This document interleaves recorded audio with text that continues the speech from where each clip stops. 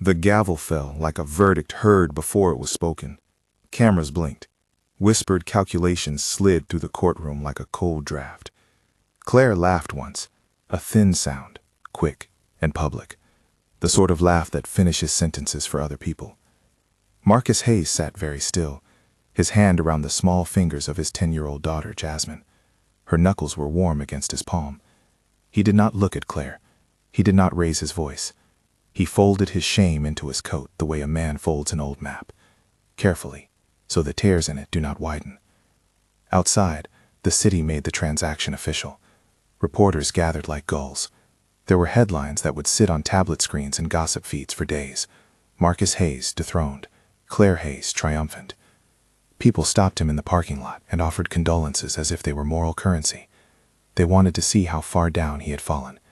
He gave them nothing to chew on, but a quiet shoulder and the small, steady presence at his side. They went home to Millstone Hill. Millstone Hill looked abandoned by daylight. Boards pinned the windows. The iron gate hung on one hinge. Overgrown hydrangea had the color of someone who had forgotten to water good things. Neighbors lowered their heads when they saw Marcus drive in. The house had been a rumor for years, a relic, a cautionary tale about wealth before it ossifies into roof leaks and mildew. The town called it the Hayes Ruin, and for a long time that was the thing it most resembled, a shell with echoes. Jasmine ran ahead across the lawn, her shoelaces flopping like small obedient snakes. She wanted the swing on the back porch, the one she remembered from summer visits, when the house still smelled like celebration. Marcus watched her go, felt the proof of her existence in the way she did not hesitate. He had come to protect that breathing certainty more than anything else. Inside, the rooms breathed dust. Paint peeled in long curls. A chandelier dangled like an accusation from the dining room ceiling. The house held on to silence the way a patient holds on to a secret. Marcus moved through it as if he had practiced these steps, a measured progress from room to room, noting what needed to be mended and what could be ignored. He stopped at the library door and pressed his palm to the wood. Behind it lay the private wing he had never shown off, a place he had kept for reasons nobody would understand in that newsroom world, headlines and hashtags. He did not open the door for spectacle. He opened it for shelter. The hidden room smelled of old paper and metal. The air there was cooler, as if the house itself had conspired to keep a portion of its warmth for its own private archive. Within, stacked in neat, almost austere lines, were things people put aside when they wanted a future to be stubborn. There were heirlooms, ledgers, and most importantly, a private reserve of capital Marcus had set aside when he still trusted the world to be fairer. He had not considered the reserve an arsenal or a board for revenge. He had considered it insurance, not against illness or disaster, but against being left with nothing while his daughter still needed shoes and schooling. Arturo, his one taciturn ally, had kept his promise. He came and went with the discretion of someone who treats silence as currency. He was not a conspirator in a movie. He was a man who traded favors and reputation in small measures, the kind of ally who understood that influence was not always loud. Through Arturo's quiet introductions and Marcus's own restrained decisions, small things began to shift. He did not wave a banner and march into the world shouting his recovery. He made phone calls that sounded like planning and not like swagger. He made daytime meetings where nothing in the room pointed back to Millstone Hill. He invested carefully in steady things, took minor positions that were less fireworks than a slow, patient burn. Companies that needed steadiness more than headlines. Partnerships with people who preferred to be useful rather than ostentatious. He moved in increments the size of sober breaths. Meanwhile, the public life of Clare Hayes went the other way. At first, it looked as if her triumph would hold. She walked the red carpet with a smile practiced into place. Speeches followed her like obedient pets. But small errors began to populate the ledger of her life. Tax notices slipped into the margins like uninvited notes. A line item misfiled. An announcement postponed. The world that had once bowed to her presence discovered for the first time that the bright fabric of a public persona sometimes strained under the weight of daily accounting. Clare called someone she trusted and heard a voice on the other end that could not promise reversal. There were meetings in offices with glass walls, where her name was pronounced without the warmth it had once had. The press that had once lauded her taste began to parse her decisions. At charity luncheons, the host stopped calling on her as often. People who had toasted her success at one table found new tables to join. The city's gossip took a different tone, the one reserved for people who had been at the top and were, for the first time, visible in the middle. Marcus watched this from a distance that was deliberate. He did not enjoy it. He did not gloat.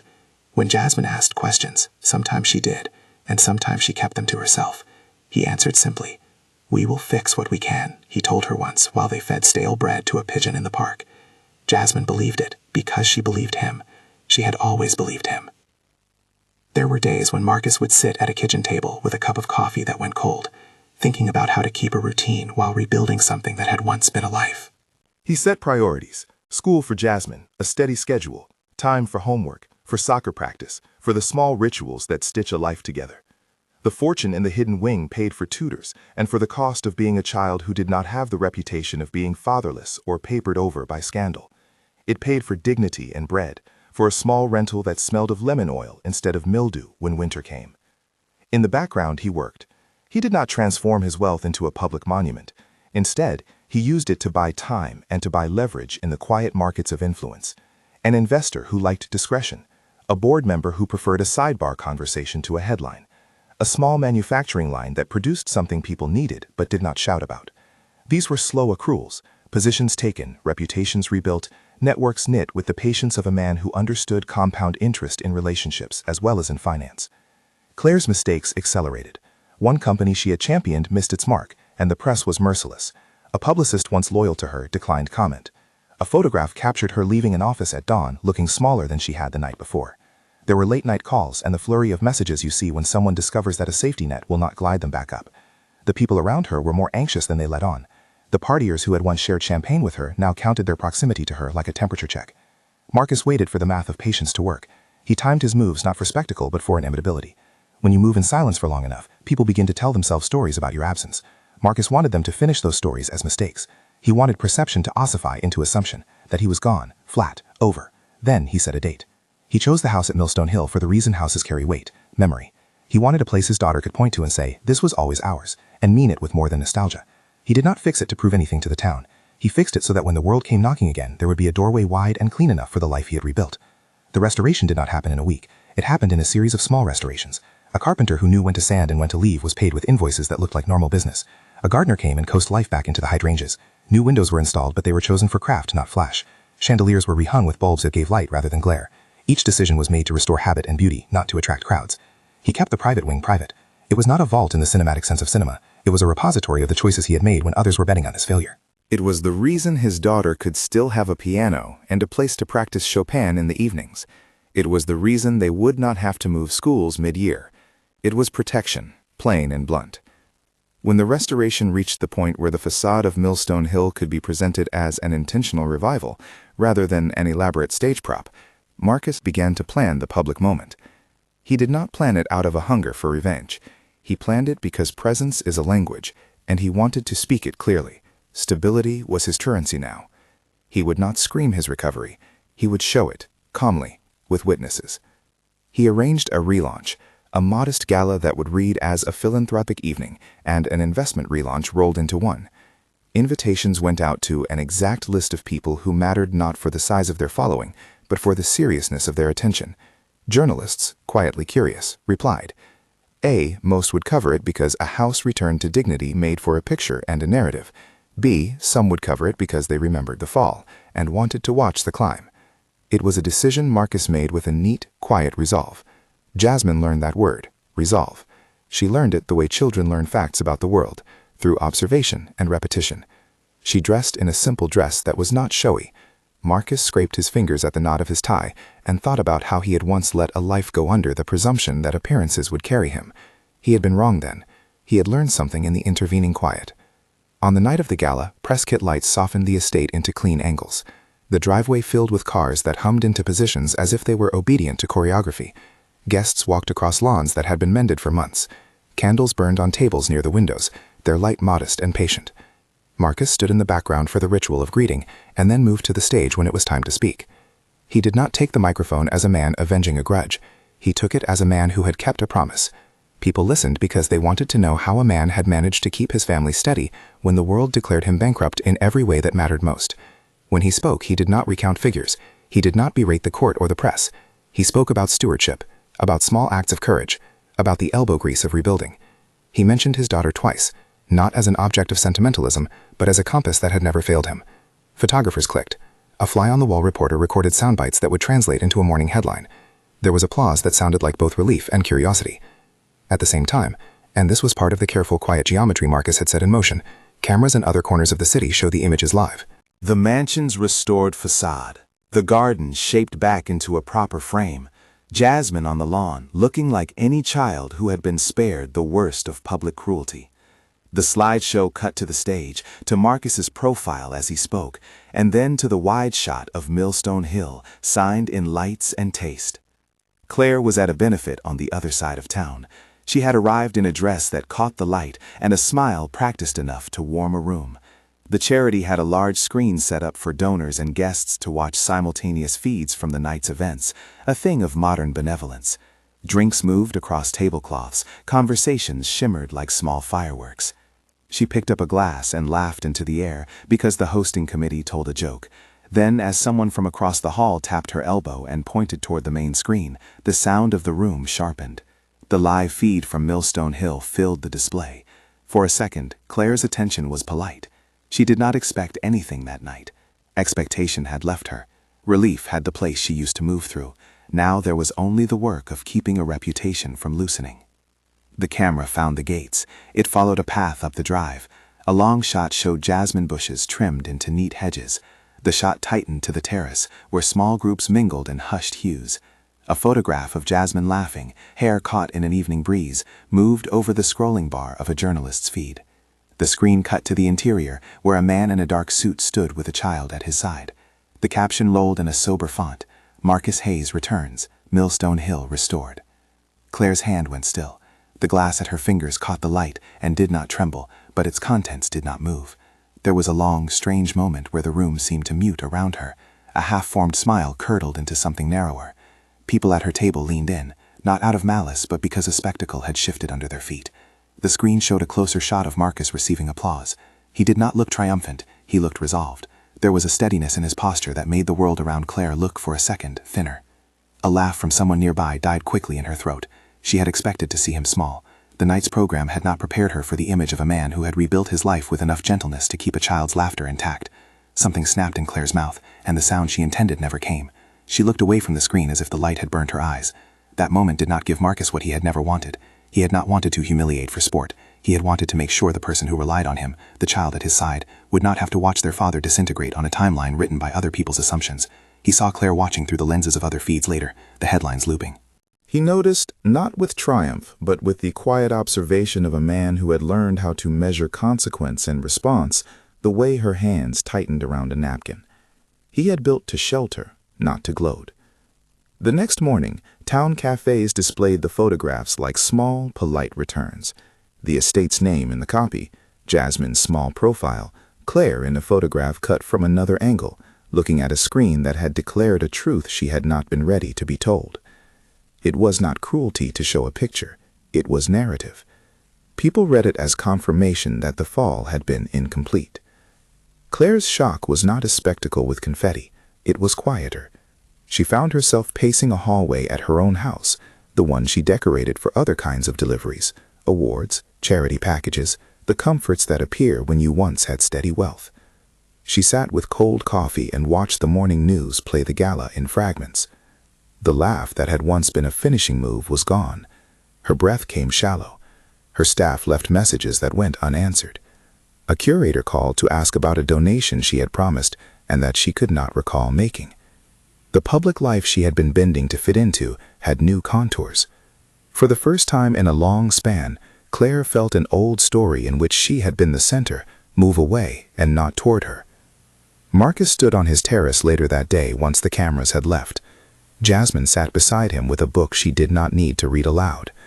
He put a hand on her shoulder and felt the small rise and fall of her breath. He thought of the courtroom, the gavel, Clare's laugh, and how different the sounds of a room can be when you were asked to bear them. He did not feel triumph. He felt the relief of a man who had fulfilled a private promise. When he appeared in more formal interviews in the weeks that followed, he spoke without spectacle. He spoke about resilience and about the scaffolding a person builds around a life when timing turns against them. People tried to set the word revenge between his name and his actions. He pushed it away. He called what he had done stewardship. He described the mantle of responsibility with a calm that made fewer headlines but steadier allies. Investors who once spoke in megaphone tones leaned in to have coffee in quiet rooms. Partners that mattered understood the competence that had been exercised without display. Clare attempted to reclaim public footing. She returned to boards and committees and red carpets. Some of her supporters stayed. Others drifted as if to test the currents. The city watched, with the same hunger for resolution it had always known. In private rooms, when a friend asked if she felt defeated, she would say no. She said it because defeat was a private thing, and she wanted to have the vocabulary to deny it to those who measured people by their immediate losses. There was a strange mercy in the way events had unfolded. Marcus had not intended to humiliate Clare. He had intended to keep safe what could not be replaced. When the world finally bent to look at Milestone Hill, it saw a man and a child and a house carrying small, beautiful evidence of quiet work. Newspapers ran features not to celebrate another's fall, but because everyone is drawn to the story of someone who, against public expectation, put the pieces back together. Jasmine learned to play a piano in the restored music room. She learned that steady things outlast the lightning of headlines. She grew into a rhythm of life that included homework and laughter, and the occasional look from a mother who, from her own vantage point in the world, watched and wondered whether the man who had been cast out could be the man he had always been, flawed, capable, loving. On the house lawn months later, Craig, a local journalist, asked Marcus a single question, a measured, curious thing. Was any of this planned as a message? Marcus looked at Jasmine then, saw how she tilted her head, and answered with a phrase he meant as much for himself as anyone else. We were protecting the thing that mattered most. It was not an admission of strategy. It was a remark about priorities. Clare saw the mansion again in a different way weeks after the gala. She stood outside a small boutique where donors had gathered to view a new installation. A photographer pointed, and the cameras, dutiful and hungry, found a shot that caught her looking past the shop window across the street. The mansion was lit in the blue evening, its outline unmistakable against the skyline. In that moment she felt the vertigo of someone who had expected to be the one holding the map and found that someone had redrawn it. Her reaction was human and immediate. Her mouth formed a small, involuntary sound that was almost a laugh and almost a sob. A valet offered a paper napkin. A child nearby pointed and asked his mother who the people were on the screen. Clare did not answer. She had to find in the new arrangement of her life the piece to reckon with what it means to be underestimated, and then suddenly to be the one who is underestimated no longer. Marcus never sought the camera that day. He watched from a distance that was deliberate. His victory was small, and it was private. The sound of Jasmine's piano practice, the way she tied her shoes, the regular rhythm of school and homework. There were no parades. There were phone calls that were practical and not flattering. There were partners who now treated him as someone steady. That steadiness had a price. Relationships changed, some people moved away, and the city's whispering never fully stopped. When Marcus addressed the room at his new company's opening 3 months later, he kept his remarks concise. He spoke of rebuilding not as an act of conquest, but as a form of fidelity. He mentioned mentorship. He mentioned protecting the younger generation from the kinds of mistakes that had made his life traffic and scandal. He did not mention Clare by name. He did not need to. Jasmine sat beside him, 10 years old and steady, waving to a few faces she recognized. When the crowd rose to applaud, it sounded like something the heart waits for, recognition without the burn of spectacle. Marcus let the sound fill the space, not as triumph, but as confirmation that the days he had spent making slow, careful choices had led to a life that could sustain them. Later that evening, as the press files closed and the lights were packed away, Marcus took Jasmine by the hand and walked the garden they had planted together. Fireflies hovered in the long grass like small, patient promises. He thought of the courtroom and the sound of the gavel and the way the world had announced his loss. He thought of Clare and of the tenderness of keeping a dignity intact even when it had been stripped in public. He thought of his daughter asleep upstairs, safe and warm. He never wanted to be the kind of man who measured success by another person's misfortune. His victory, such as it was the quiet restoration of ordinary days, of scraped knees mended with bandages and mashed potatoes for supper, of the homework handed in on time. He felt no joy in Clare's shock at night. He felt instead the heavy exhale of a man who had kept his promise against 1,000 pressures. If Marcus had a final thought, it was this: that the world confuses light with heat. Loudness becomes mistaken for merit. Quiet work builds a different kind of warmth, the steady kind that does not consume itself. He wanted Jasmine to know that strength often looks like silence and fidelity. He wanted her to know a man's love as a scaffold, not as a spectacle. If this story touched you, if the way Marcus kept his life together stirred something in you, comment below and share. Subscribe for more stories of quiet comebacks and the choices that shape them.